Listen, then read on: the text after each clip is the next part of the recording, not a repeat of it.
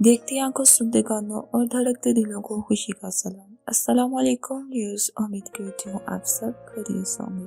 अल्लाह अज़्ज़ हमें नेक काम करने की तौफीक अता फरमाए और बुरे कामों से दूर रहने की तौफीक अता फरमाए, आमीन। आज का वजीफा है, कारोबार चलते चलते रुक जाए। वजीफा शुरू करने से पहले मैं आपके साथ बहुत ही खूबसूरत बात शेयर करना चाहूंगी।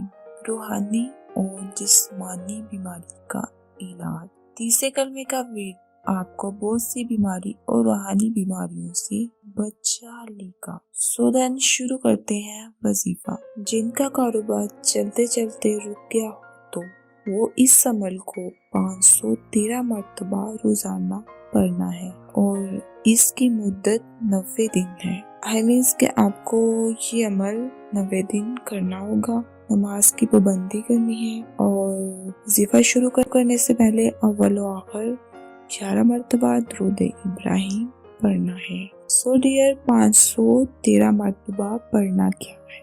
या अल्लाह, या अल्लाह, या अल्लाह अदरिकनी बिहक्की अल्लाहुम्मा सल्ली अला मुहम्मदिन व अला आलि मुहम्मदिन।